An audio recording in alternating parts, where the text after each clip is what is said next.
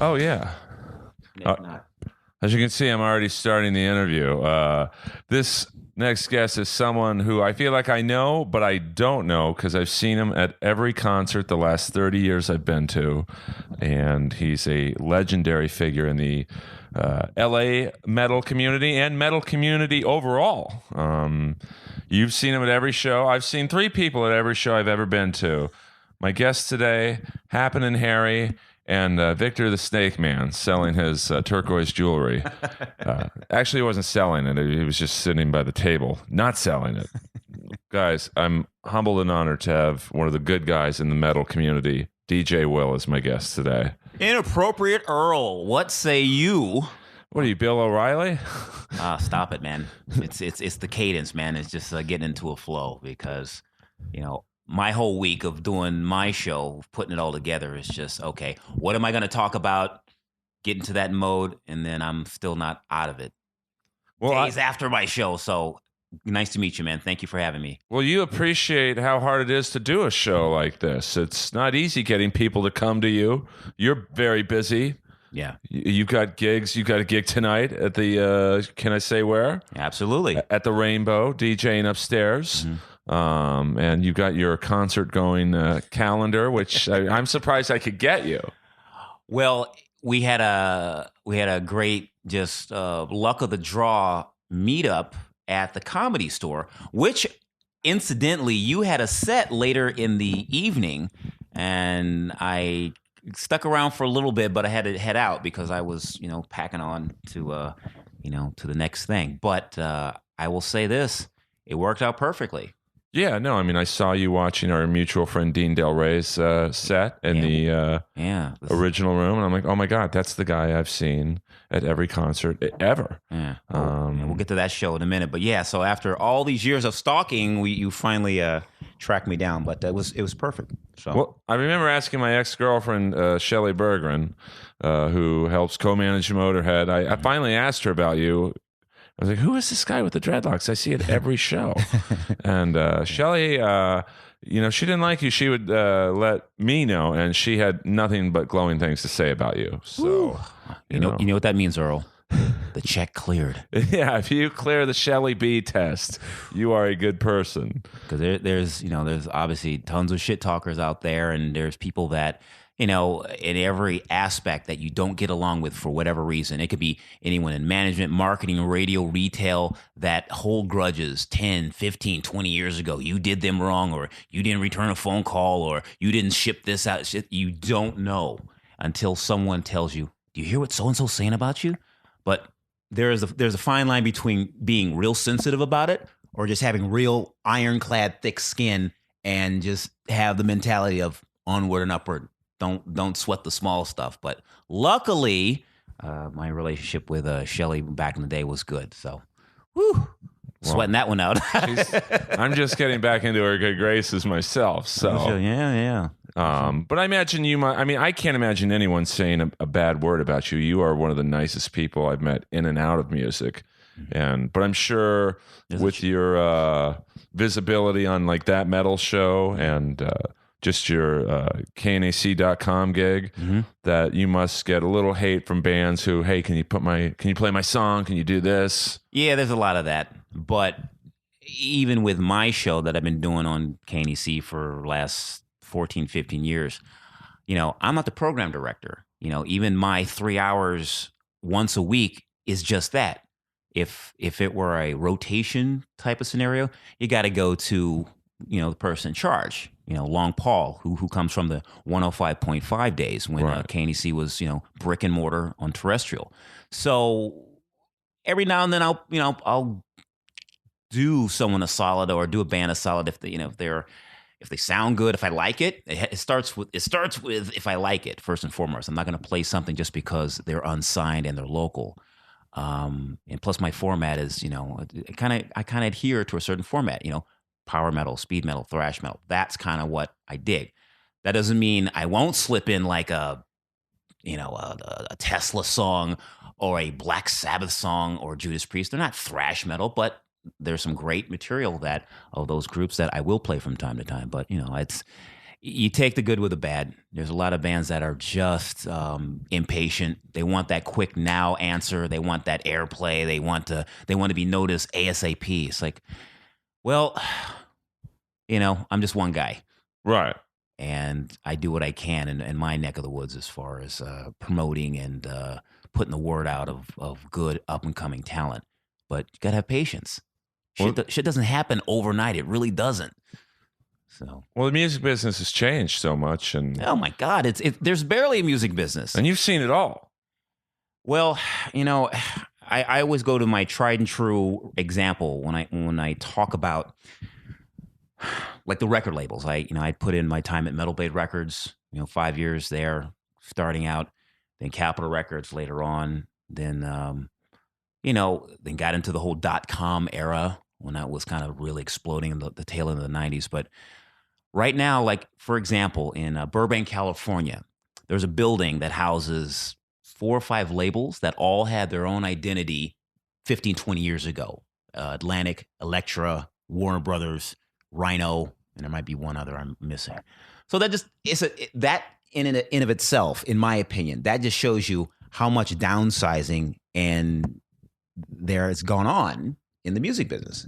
It's, like I said, it's a shell of its former self. It really is. And there's really, right now, there's only like 3 labels out there for all intents and purposes. Right. Sony, Universal, and I forget the other one, but all these other labels are under like these 3 labels.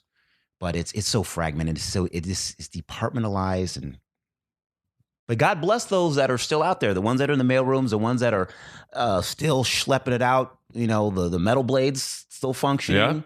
Yeah. Johnny Z still out there with Megaforce, Century Media. There's Nuclear Blast.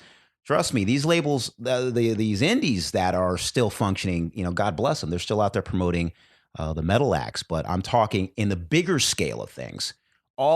Everything is scaled down. It's like hardly any radio stations really anymore. 0. No record stores except the mom and pops. There's no chains anymore. No Virgin Mega stores. There's no Tower. There's no Music Plus. There's no Licorice Pizza. On and on and on. Magazines. It's like video is less. It has less of an impact that it did way back when. So all of these factors, when it comes to the music business and how you promote new bands and how you promote the heritage bands that are on your label, bottom line, you tour and you sell merchandise. And God bless you if you have enough of a back catalog, enough of a fan base that will still follow you 10, 15, 20, 25 years down the line, then you've done something right. But any up and coming acts, tough. But I think it's even tougher for older acts, like take a band like Rat. No radio station is going to play them in 2015, or are they? I mean, you're on that side of the business. I mean, how do they go about promoting? Like their last album, Infestation, I thought was really good, but yeah, it got some run. But when you get into the radio stations, the classic rock format, good luck. Good luck getting any support from them. Because they just want to play round and round. It's all about round and round and maybe lay it down. And that's it. Yeah, I mean, they just stick to the hits. It's more of about being, the way I look at it is program directors are more comfortable sticking to the hits versus playing any deep cuts because they have to adhere to advertisers. And unless you have like a specialty show, and I'm talking terrestrial radio, I'm talking about the classic rock station that's in your town. I'm not just talking about Los Angeles market, but anywhere in the U.S. All of those stations, very few will take chances and play new material. AC/DC put out a new album, very good. I'll be lucky if I hear Rock or Bust on the radio. I haven't heard it once. Yeah, and it did well. The last Black Sabbath album, you're lucky. Because God's Dead was the single for that album. This is an example. Not only did that chart well, it was the highest charting Black Sabbath record ever. They toured behind it, with all the background controversy with it and whatnot. This was Black Sabbath, a high-level known band. Oh. And then, okay, you maybe saw the video, you maybe heard it a little bit, but there wasn't that major support behind it. It just wasn't. college radio probably supported it in college, rock, metal, specialty shows on college radio, but no commercial radio. Show me the charts where they were on that 8 or 9 weeks. Doesn't exist. They just won't take a chance on new music from bands that have, big catalogs. Right. Aerosmith is another one. They put out something new. That came and went. Kiss, Sonic Boom, Monster. Okay. I liked it. I mean, they had some good songs on there. It just didn't last very long in the context of, the radio station support. So, a lot of this behind the scenes aspect, it's maddening because it's hard for someone who doesn't understand. Well, this new album by Tesla is amazing. How come I can't hear it on my station? Hey, you got to talk to the program director. They have people they have to answer to. So it's a lot of jumping hoops and political game. And that's what goes on. I mean, that's I'm a huge Jake E. Lee fan, and Red Dragon Cartel. I think I saw you at that show. Yeah, and that was a bit of a disaster, though. Well, the first show I thought was I don't know the singer personally, but he might have been intoxicated. Understatement. Darren, if you do hear this, or friends of Darren or friends of Red Dragon Cartel, I will stand by this. The show was not good. He fessed up to his performance at that particular show at the Whiskey A Go-Go, and has since shined big time. Well, I will say the second show I enjoyed, and they brought back Craig Chasen. Great move. Nice to have 2/4 of the original Badlands members. So, yeah, good to see Craig. But Darren, good singer, but that show was rough. I was just sad because it's his first. I think it was his first concert since Badlands. I mean, are you talking Jake? about? I mean, it was like the build up was like, oh my God, Jake E. Lee is back, and then the Darren was maybe overexcited or something, and so I think he got a lot of bad reviews, and but luckily they came back a little bit and tightened the screws a little bit on the performance element. Yeah. But who's going to play a Red Dragon Cartel song? They'd rather play Shot in the Dark. Yeah. Which must kill Jake, especially given his current relationship with the Osbournes.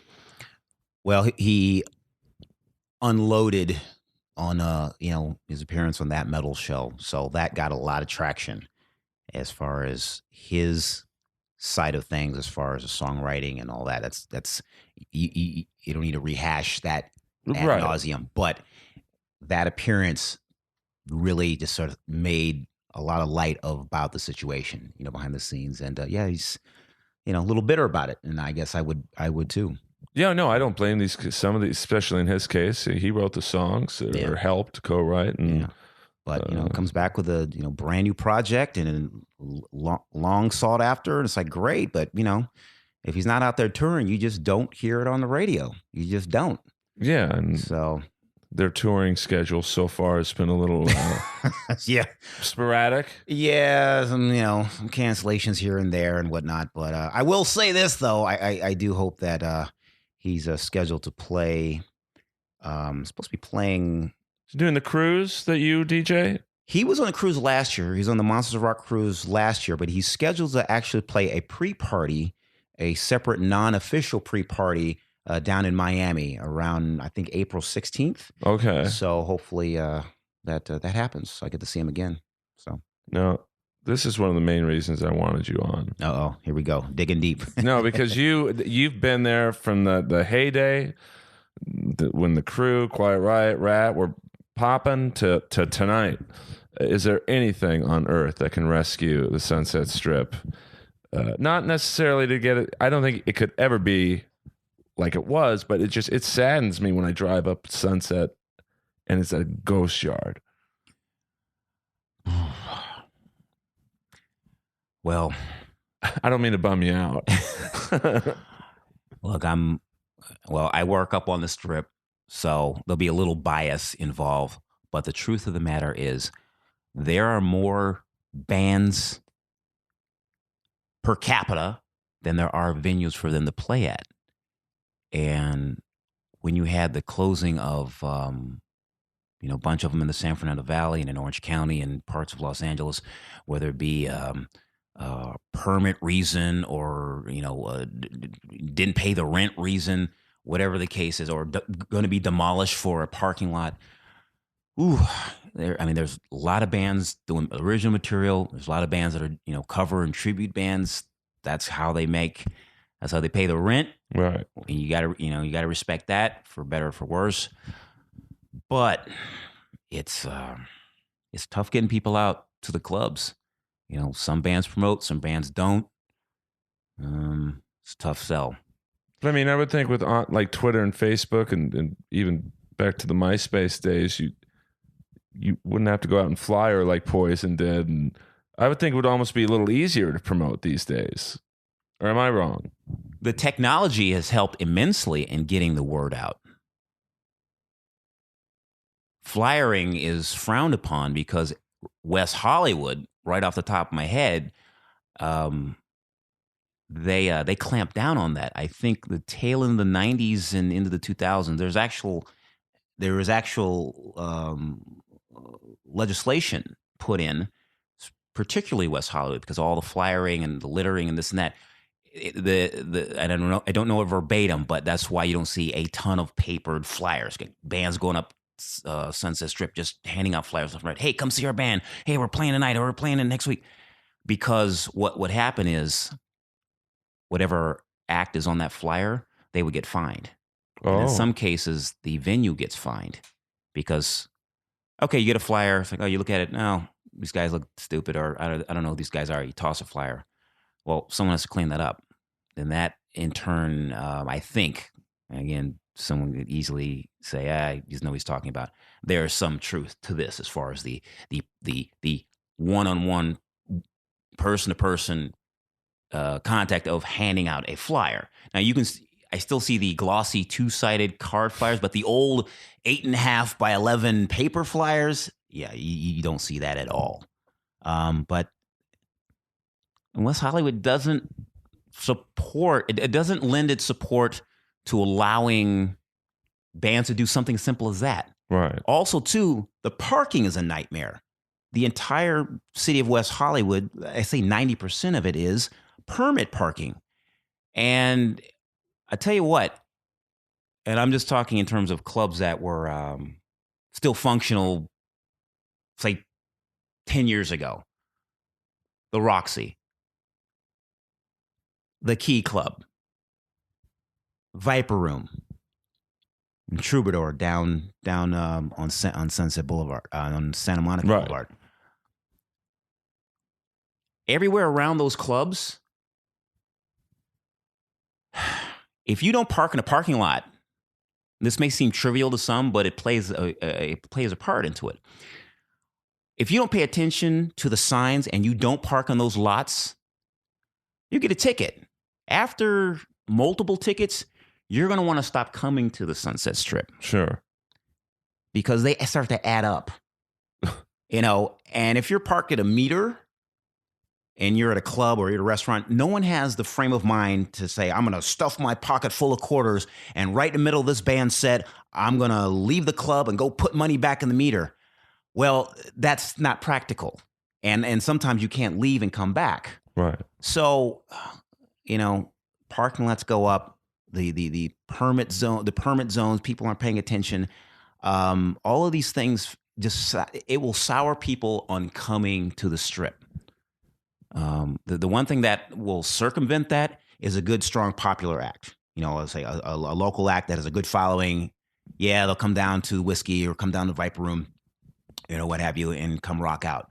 But all in all, coming to the Strip, it's a whole process. It's like, how much, what am I going to spend tonight beyond the tickets or the merch I'm going to buy?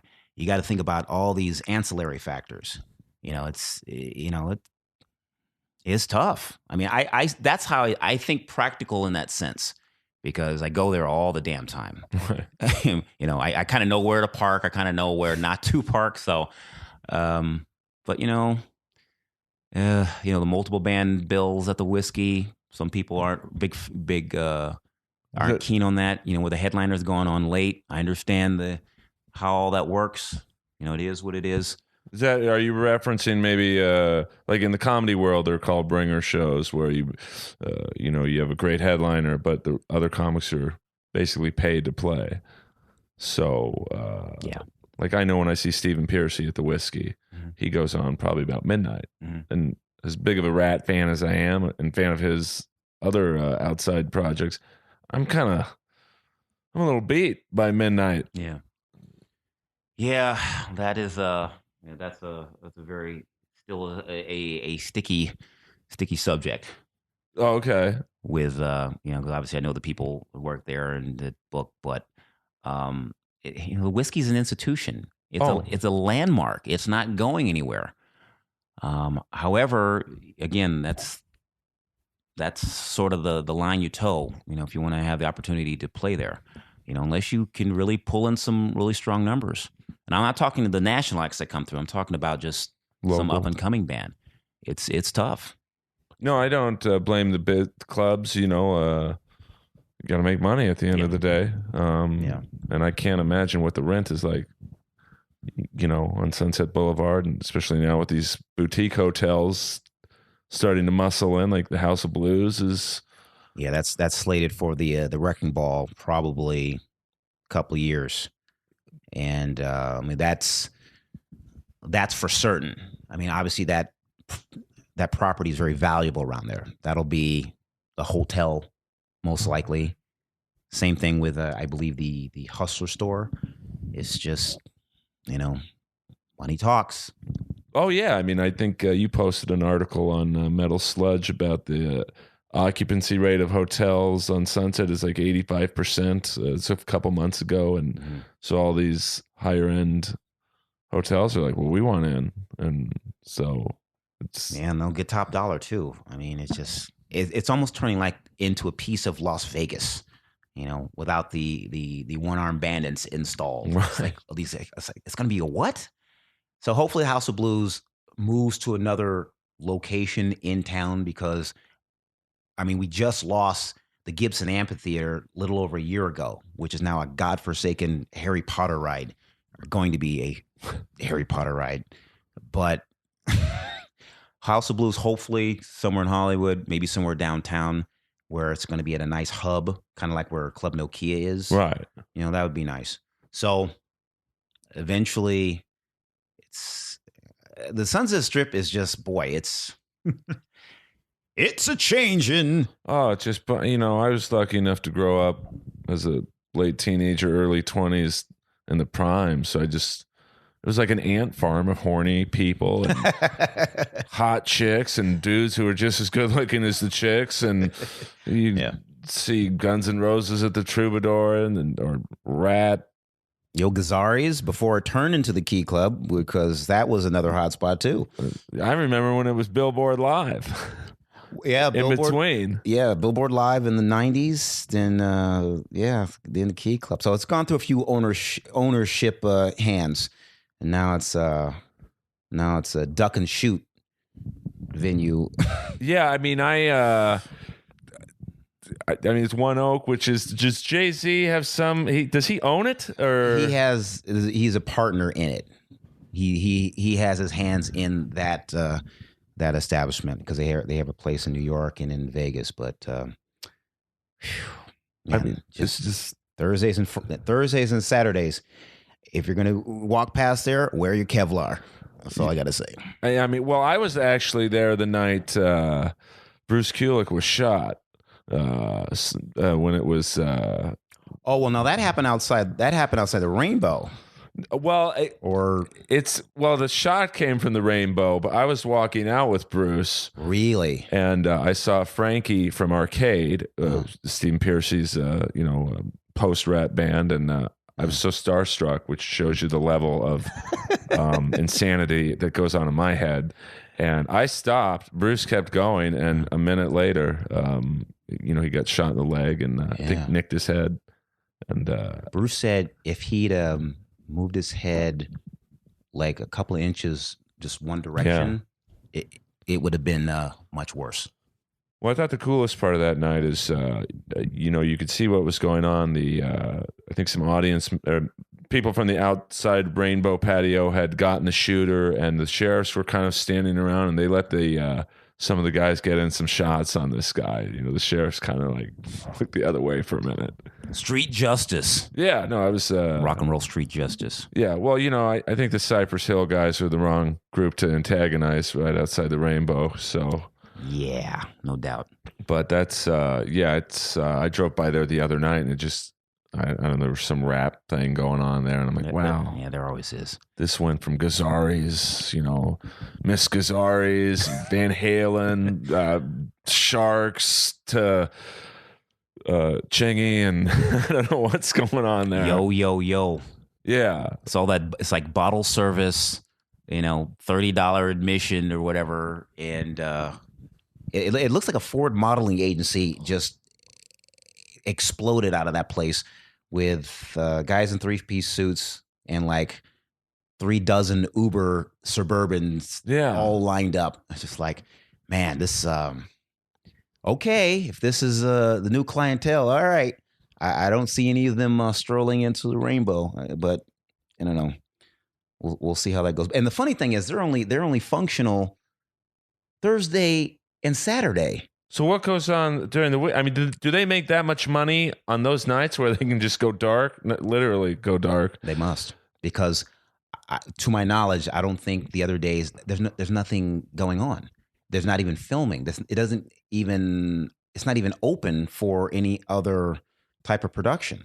So either they can afford to take a loss and afford to have that venue dark for all those other days, or the investors have such deep pockets. It's like, okay, well, Thursday and Saturdays we can make our nut in Los Angeles for this. We're still doing business in New York and Vegas, so they have a business model that I know nothing about. But to be open only on Thursdays and Saturdays on Sunset Boulevard, all right, that's some Eddie Nash type mathematics. It's like, I don't know, but I will say this though, it's the early days of when that place opened up. I mean, when you had the West Hollywood sheriffs all lined up, and this is no stereotype, this was the truth. Depending on the type of clientele you want in your establishment, well, this is what you're going to get. It's just sort of them being ready in case something goes down. Right. Oh, and guess what? Something did go down.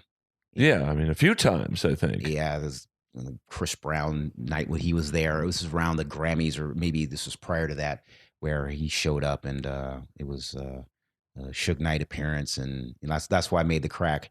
If you go by there, heads up, wear your Kevlar. Yeah, no, I mean, I'm amazed that Suge Knight's still alive.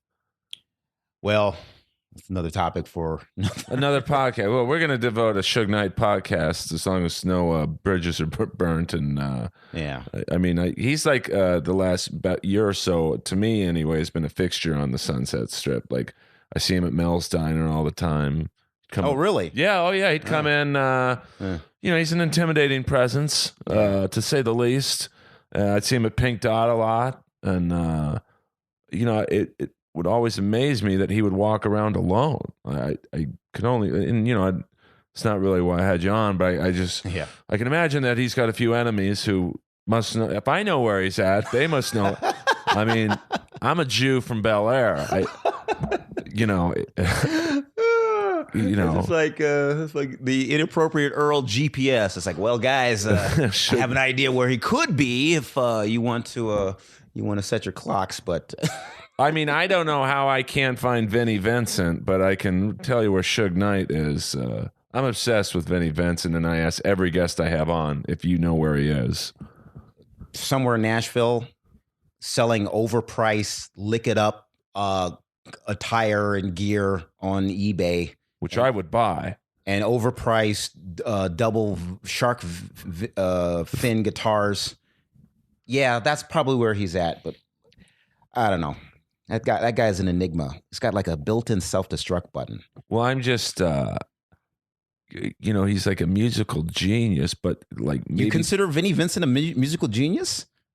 For that style of music, Genius is putting it a little too high a bar. I will say this: he really assisted and helped Kiss revive their career.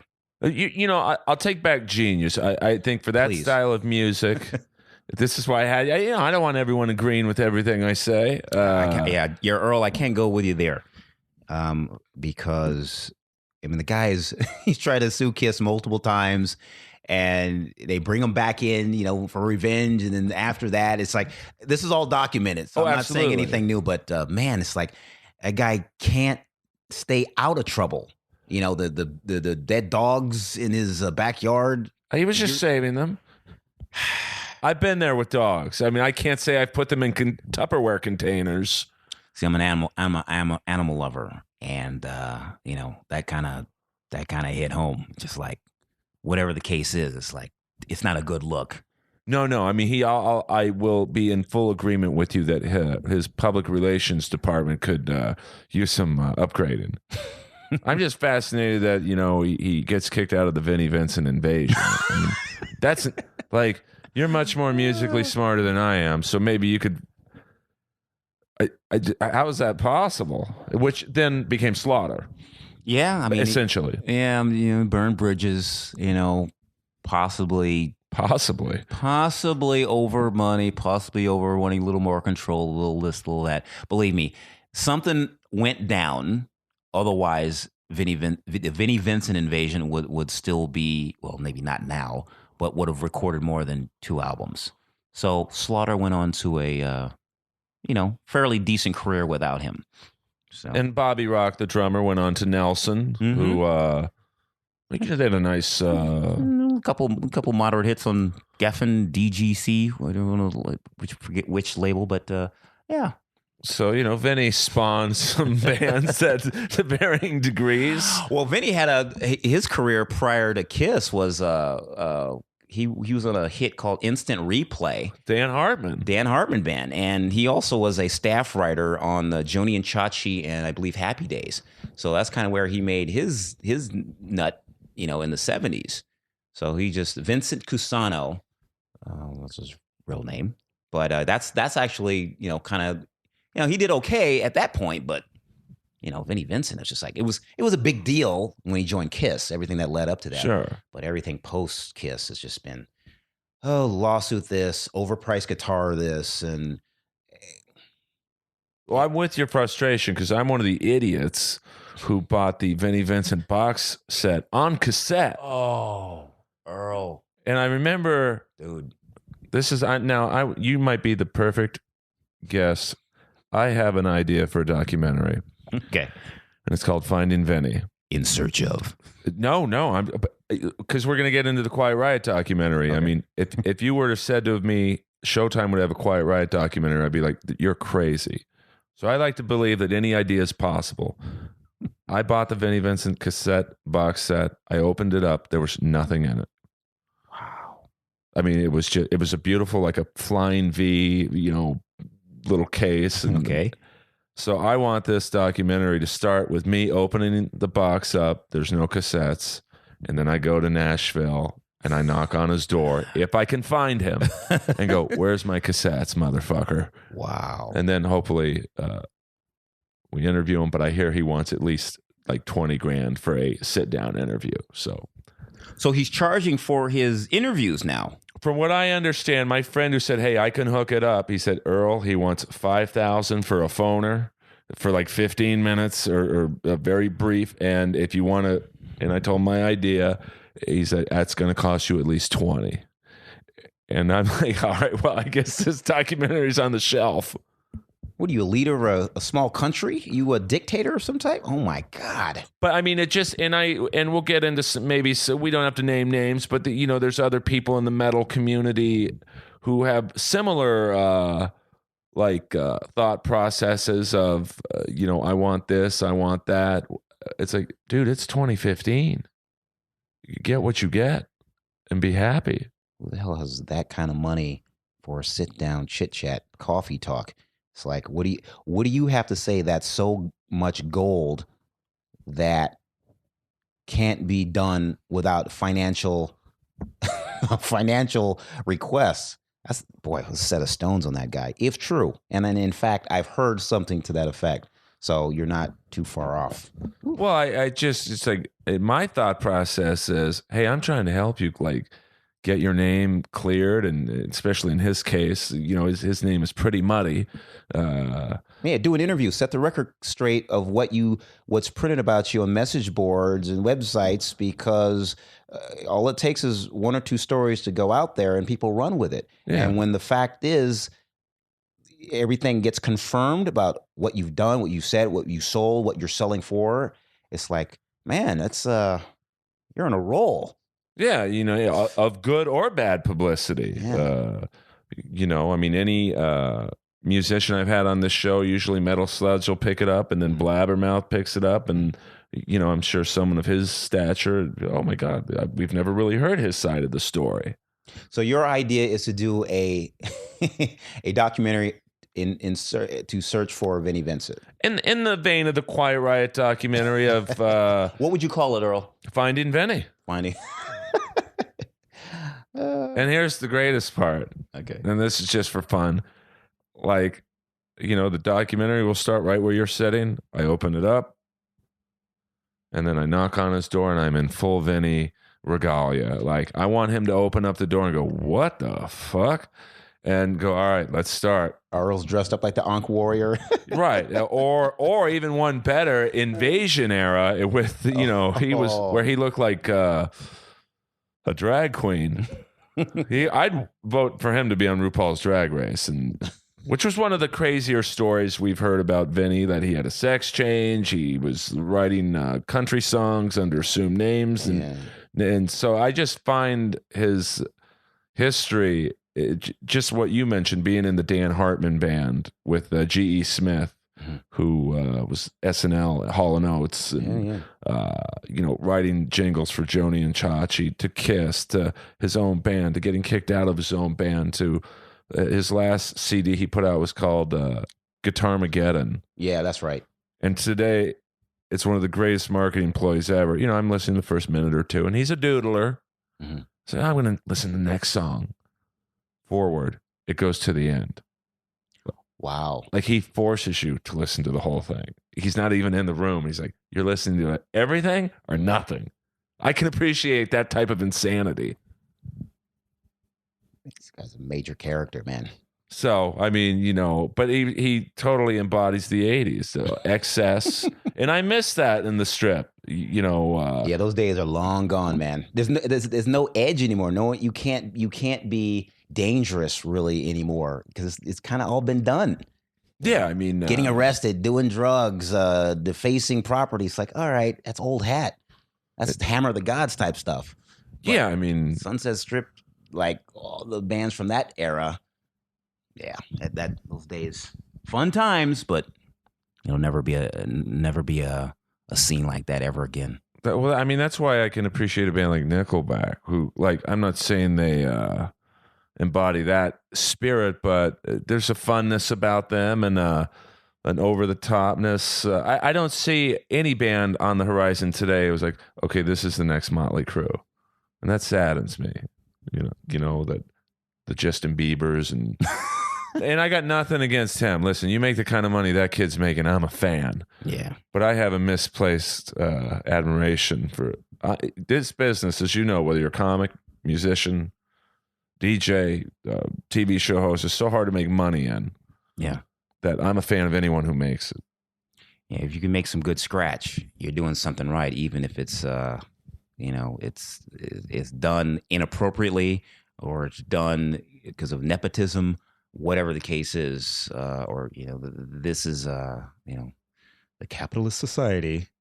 But I mean, boy, yeah, making money. I mean, I will say this: rent and bills have an uncanny way of not paying themselves. So, by any means necessary that you can get that done, more power to you.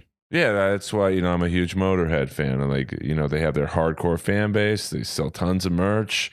They still tour, and they're, Lemmy's in his 60s and got a pacemaker, and he's still out there.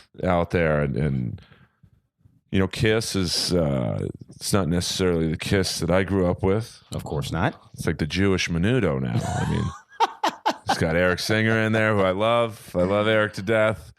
Tommy Thayer, Black and Blue. So I'm a fan. But hold on to 18. Yeah, I mean, they were good until Gene started producing them. And then it went off the rails, in my opinion. Well, Tommy and Eric have definitely given them a good shot in the arm, just with breaking out some of the older songs, and take it for what it is. I mean, yeah, they've kind of said the farewell tour. It's kind of now in its 17th year now, something like that. But hey, you go to the shows, you're still getting a Kiss concert. You're getting the confetti, you're getting the bombs, you're getting the fire, you're getting Paul, you're getting Gene. And look, I mean, I understand. There's Chris purists, there's Ace Frehley purists. I understand that. I mean, but I'm friends with Tommy, I'm friends with Eric. So it's a good gig for them. Oh, no, I don't. I think Kiss fans are a little, and I'm a Kiss fan, but I don't think I'm. You're not are you a purist or? No, I actually prefer, even though the first album I remember listening to was Kiss Alive 2 and Love Gun, Mm-hmm. the first album I ever bought with my own money, I should say my dad's money that he gave me, was Lick It Up. So really, to me, and I know hardcore Kiss fans would probably hang up now listening to this. I prefer the 80s Kiss because I love Desmond Child and I love those songs he wrote for them. And so you're talking in terms of Dynasty. Well, he did write on that one, but 80s Kiss meaning, I would say from Unmasked on. Okay, that's what I was going to ask you. Okay, all right. And Peter wasn't on Unmasked. No. Anton Fig is commonly known by now, and I think Jean Beauvoir was bass player from the Plasmatics. Mm-hmm. He did some work on Animalize, and I think Asylum too.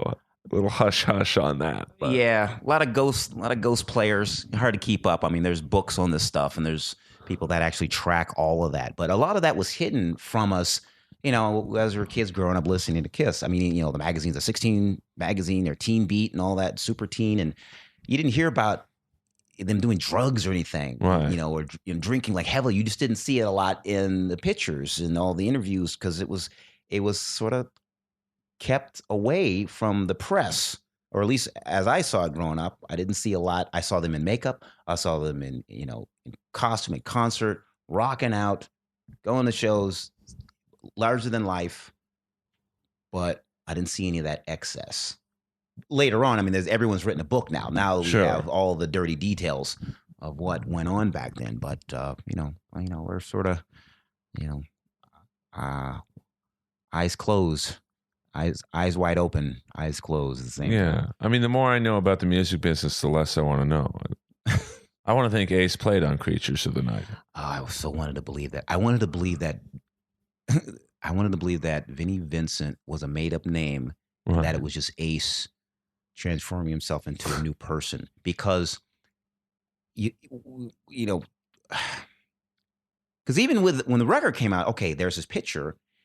The I Love It Loud video came out, Ace is in it. Then when the tour started, you started hearing rumblings about this guy, Vinnie Vincent. And then you saw him at concert. He's all lanky, and he's got a gold Jackson guitar. I'm like, well, Ace never played V's like that, but it could be him. Didn't want to believe it, but it's like, oh, maybe it is. But there was all this tremolo stuff, and all right, maybe it is another new guy. Maybe it really isn't really not Ace in disguise, but you're naive, but oh yeah, that was a great tour. Motley Crue opening up. Saw that for like $15 at the then Universal Amphitheater. You saw the Creatures too? Yeah, they played in I want to say the Pacific Amphitheater. Yeah. And the next night was, Irvine, I think. Yeah, possibly Irvine. Is so fuzzy, but I'll never forget that. I still have my ticket stubs from that, but that was a great tour, because that show and that tour Motley Crue did, that led into them going on to the US Festival. Right. Oh, But 1983. I mean, I love Creatures. Creatures is one of my favorite albums because the production, it's heavy. Even the black and blue motif for the cover, I dug that. Everything about that was great because it was such a great comeback after The Elder was such a letdown. And that's a whole nother That's another podcast. Like the guys on Three Sides of the Coin. I love those guys. I love Michael. I love all those guys because they will talk about this stuff ad nauseum and go point by point, the good, the bad about each era of Kiss. And I know they've talked about the Elder in detail, but we don't need to get into it. Oh, sure. I just know that for Kiss at that era, coming off of Dynasty, then Unmasked, and then a little stopgap of Killers, I think. Yeah. Was post. I think it was right before Creatures. It's like an EP of sorts. It was 82. Yeah, it was a 4-song EP, a 4-song of four new songs at the time, mixed in with prior older material. So it was just a stopgap until Creatures came out. But it was it was great. Everything about the loudest band in the world, all the marketing, the tank, everything about it was just great. I still love it. That's what I love about that era of Kiss is, Unmasked. I think they were trying to sound like the Cars, with the poppy keyboards. And, yeah. The Benjamin Orr type backing vocals, and the Elder. I think was, hey, this is going to be our Pink Floyd's The Wall. I don't dislike it. And then Creatures was, I think, more back to their roots, and then Lick It Up and Animalize were more, this is the style that's going to be hot. I mean, I like Animalize with Mark St. John. Yeah, his one record to shine, and then that was that, one and done. And then, but here's what. Now you might be in the know about this. I mean, Gene and Paul, he had the writer's syndrome. He had arthritis. He couldn't play anymore. But then 2 years later, he's in White Tiger. Yeah. So I mean, was that? It seems like in subsequent interviews that they're not a fan of Mark St. John's playing, but it's like, well, you wanted a Randy Rhoads, Jake E. Lee clone. That's what he did. Mm-hmm. So maybe at the time it was overplaying. I mean, it's what they wanted, but what they didn't want at the same time. And then I also hear rumors that he really had that symptom, right, but it was also a good timely way to exit out. Okay. So we can make a transition to find someone else, and then in comes Bruce Kulick. But yeah, so obviously he got better, but this happened while they were touring. And what went down, he got better, and then he starts a new band, starts playing out here locally. But they only played a handful of shows. Right. I think they played like the Country Club, and maybe the Whiskey, and maybe Jezebel's. It's hard to remember, but they didn't play that much.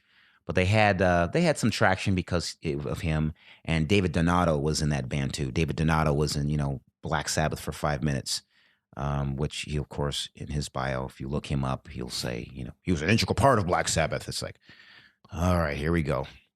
It's none of that, but yeah, White Tiger was like, there's a lot of tigers and lions and anything with animals and colors. You take animals and colors, you just sort of just put them in a big jambalaya pot, and you just come up with like a band name. There's a lot of that going on. On those outfits at those those bands from like, I think 84 to maybe 88. Yeah. You could squeeze in 89 just to give it this one last year of like fringe jackets, lip service gear, which still is sold to this day. Where can I get it? You can get it online. Okay. Rest in peace, Drew, I must say. Right. Unfortunately, took his life last year, but his clothing got bought by some other company. But he was a good guy. He did a lot for the scene by the clothes that he designed, because besides Guns N' Roses wearing it, I mean, everyone wore lip service gear. Everyone still wears lip service gear in some capacity, right? Guys and girls. Just that was another thing about the scene, the look. Everyone thinks of the spandex and the big hair. Yeah, that was part of it, but the rock clothes, the leather jackets, the stylized, the bondage pants, all of that. A lot of that was brought on through the Lip Service brand, and there were other brands, but Lip Service was a real big deal. You almost every band wore that gear. So it just goes to show you that, as the years progress and how music is cyclical, bands fade out. The ones that are still kicking around with, 1, 2, 3 original members, They still have a name brand that people still gravitate to, which is good, which is what we need because, hey, we still get to hear those songs performed by at least some of the core members, or at least a member that was an integral part of that band. And you brought up Stephen Pearcy earlier. Well, I think the whole Rat situation is kind of being a holding pattern for quite some time. When he plays solo, guess what he's going to play? You're damn right he's going to play Rat songs. So, which is crazy to me because, well, no, I mean, not for him, but it's like, if you're just going to play Rat songs, I mean, I think in 2015, some people might not even want to hear Rat play Rat songs. Why not? I'm sure they don't want to hear 4 Mexican guys playing Rat songs. What? Why 4 Mexicans? Where did that come from? Well, no, I mean, like, I mean, you know, or I should say, 4 guys Steven knows from the Valley. But I understand that Steven, who is, by the way, the only sponsor of Inappropriate Earl with the Mike Knuckles. Absolutely, we're gonna lead into that, which I think is very, very stylish. He was super nice, and I'm on Team Steven, and I know others are possibly on Team Bobby. Top fuel, baby. Yeah, I mean, I appreciate what Piercy does from the standpoint of, I mean, I would rather see him in Rat, but sure, we all would.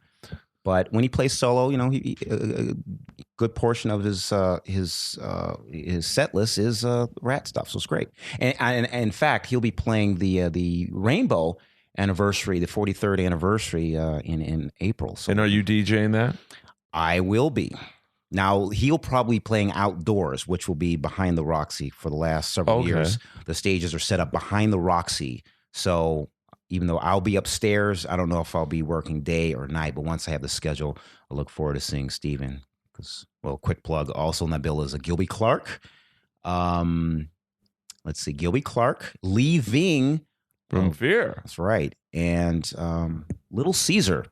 Ron Young. Yeah, man. Ron Young, he's a lifer, man. That guy is you should get him on. Well, he'd probably be like, who the hell is this guy, Will?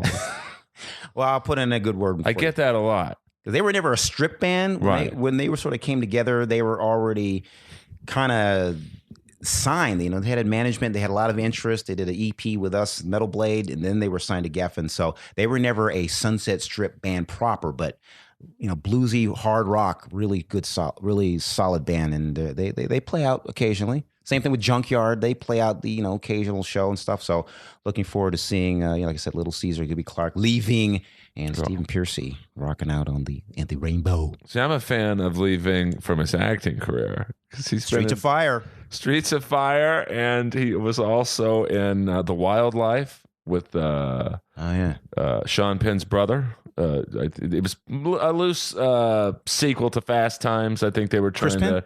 Yeah. Mm-hmm. And he was also in the great Ken Wall from Wise Guy movie, Escape from Beverly Hills. Oh, good Lord. I do remember that. Okay. Where he played a cop. And, you know, but that's a great lineup. And if you're in the LA area, please support DJ Will because you're just an amazing dude. Nice guy. I mean, just to come here when it's pouring rain, you got a gig. You know, I'm on Team DJ Will from now on. It's all good. It's all good, Earl. I just think that with the opportunity presented itself that you asked, that I made the time because based on, and also too, based on your location, it helped out. You look great. I had a print. See, Earl's about to take my picture. So I had to do a quick print. That's for the promo shots. Promo shot minus the blush, the concealer, and the rouge. You ought to see my. I got more makeup up there than Kane Roberts in '87. Oh God! It's like luckily, knock on wood, I never wore makeup, never wore spandex, and the most I ever wore was Capezio shoes, guitar pick earrings, and always concert shirts. And I still have my vest. So. You have a huge concert shirt collection, right? Yeah, which found its way into the Grammy Museum about a year or two ago, which was pretty cool to be asked. But, you know, to be asked by you to do your podcast, not a problem, man. It's all good. But like I said, your location was perfect because you were in close proximity to the Sunset Strip. So now, had you been out in, you know, fucking bumfuck, right, deep parts of San Onofre. Well, hey Earl, you mind if we do a phoner? No, I went through that with I won't I won't mention their name, but a certain muscle bound guitarist. Okay. He was all into it, and I'm like, oh great, because I'm a huge fan of this guy's, and he said, you got to come to me, and I never heard from him after that, so it's all good. Right. I love the '80s and that. I mean, you're one of the few people I thought, who could I talk intelligently with about, Vinnie Vincent, Kiss, The Strip. I mean, you instantly knew who Eddie Nash was. Who, that saddens me when I drive by. What was it, Santa Monica and Crescent Heights, and it's a Russian deli now. Yeah, it's a Russian deli, and to the left of it is a grass. What do you call it? It's like I think it's like a memorial or something. Yeah, there's something like there. a park. Yeah, or it's something like where you go left, you go right. It's just all it is this grass, and We're talking about where the Starwood used to be. Yeah. For those of you going, what the hell are they talking about? And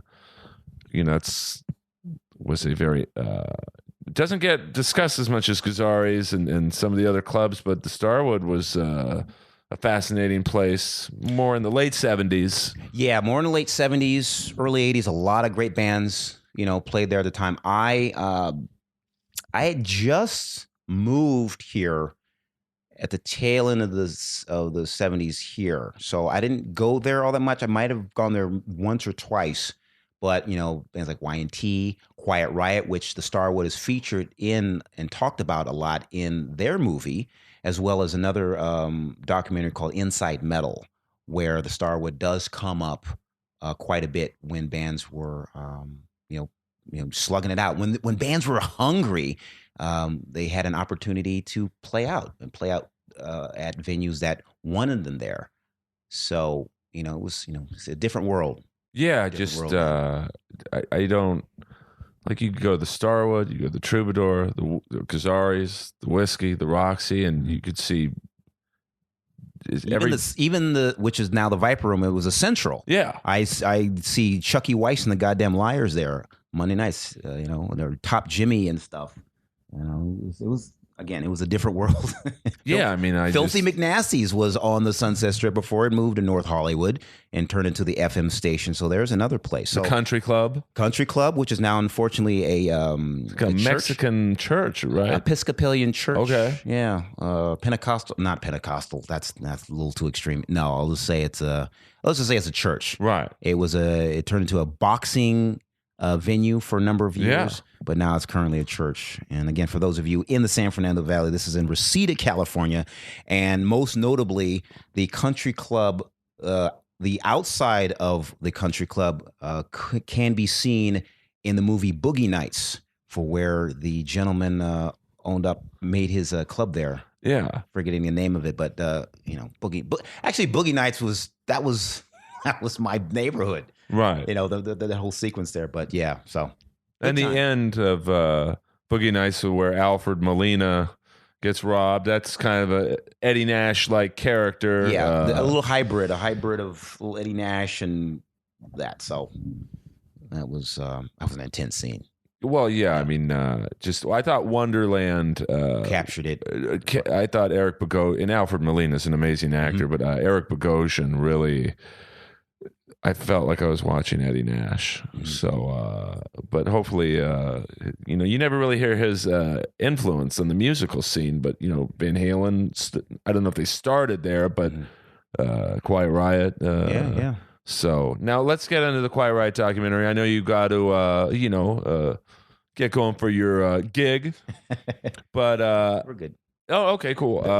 It goes back to what you were saying. Do you want to hear one or two original members play the hits that had influence in the band? And I guess now Quiet Riot's, Frankie Banali and Chuck Wright and Alex and whoever. I guess Jizzy Pearl is. Jizzy Pearl is the current singer in Quiet Riot. The way the documentary left off was they acknowledged that he is now the current singer. What I found fascinating about the documentary, because I was actually interviewed for that at the KNC Studios a couple of years ago.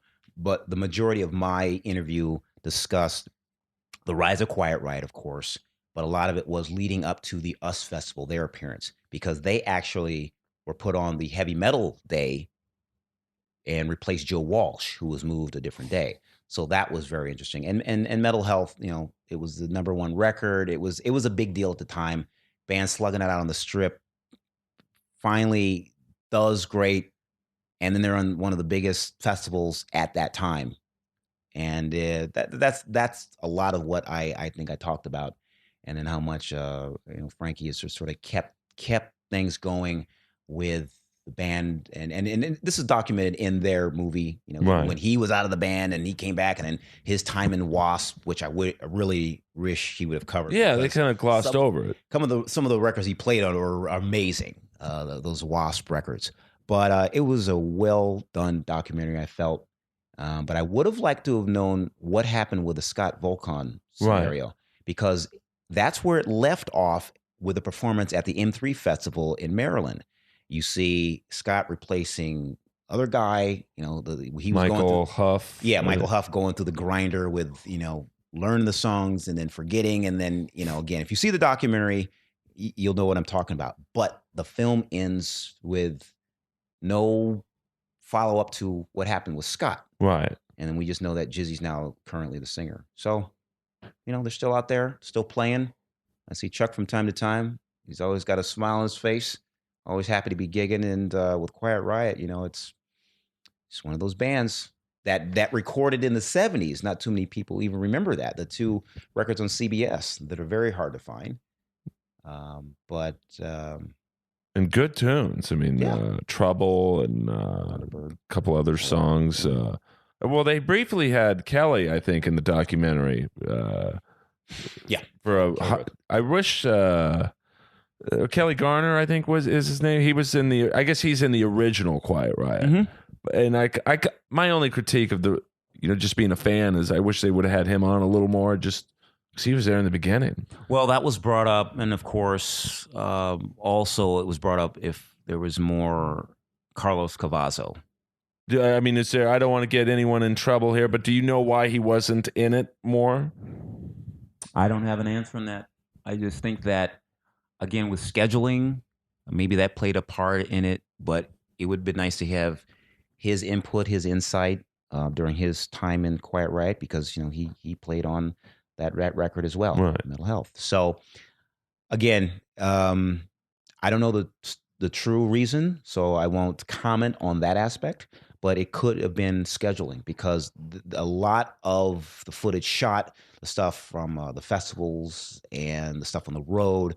I mean, it was a lot involved. Many years put into that documentary. So, maybe they did reach out to him and they just didn't connect for whatever reason, because they do meet up at the M3 Fest. Right. So he's in there for a quick second, but just a one-on-one interview, that never materialized. So it's unfortunate, but all in all, yeah, I mean, there's a lot that could be added to it. Maybe will be when the DVD comes out, but it's a pretty good documentary. And also, too, what a great score for the guys in the band to be on Showtime, which, to my knowledge, has never had a band from our favorite. Yeah, so that was. I mean, I don't know if they looked at it as maybe we have the story of Anvil on our hands here. Let's take this and capitalize on it. But hands down, the Quiet Riot documentary on Showtime. It's a big coup. It's huge, and just with the documentary, when it sort of made the film fest route, I saw it down at the Newport Beach Film Festival, which is a big deal out here. Yeah, so they got a lot of great accolades from the appearance. Frankie was there, Chuck was there, all the guys were there actually. Did their red carpet deal and Q&A afterwards. Regina just really knocked it out the park with this. Regina Russell, who's she tweeted her, tell her what a good job she did, because it was, that's why I have a lot of love for what you do, for that metal show. There's very few outlets that really cover this genre of music anymore. And Well, I'm just appreciative that with KNAC, sort of bring it back a bit.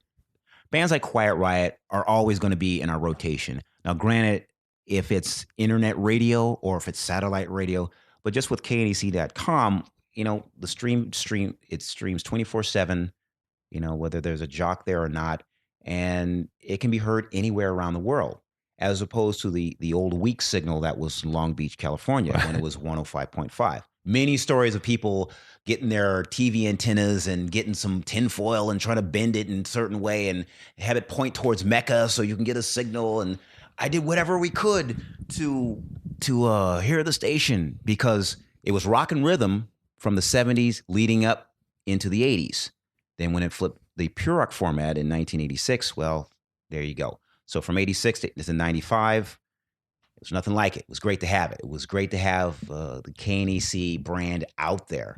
And I'm just glad to be part of that as it continues on online. So it's good. It's good. You do an amazing job, and I'm hoping maybe one day you and I can revitalize pirate radio, get that back in the game. Pirate radio, let's bust out those black and blue stickers. But it's with podcasts, it's open discussion. It's the interaction. When you get musicians, when you get people from behind the scenes, you get a little more taste than you would on something like pirate radio. But I see where your heart's at. Well, I just remember when they first started, literally, they would play Bon Jovi's Born to Be My Baby like 3 times an hour. They didn't have a lot of, they didn't have a heavy, discography back then. But listen, man, I know you got to go. Where can people find you on Twitter? Twitter is DJ Will at DJ Will KNAC or at Metal DJ Will, or simply my website is metaldjwill.com. My show runs on Sundays from 10 a.m. to 1 Pacific Standard Time. And for those of you asking about that metal show, just know that I still am involved with the show behind the scenes. Even though they film in New York and I'm in Los Angeles, I'm still involved, and I'll leave it at that. Well, I want to say some more things on that, but I will be quiet. You are a star in your own right, so save it for part 2. Oh, please, DJ Will, you're awesome. You're one of the good guys in music, and believe me, I don't say that about a lot of people.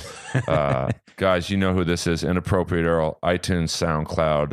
Follow DJ Will and leave a review on iTunes. I leave them up, good and bad. So just be cool. You can't use profanity. And this will be up tomorrow. And thank you for the support, everyone. You're the best.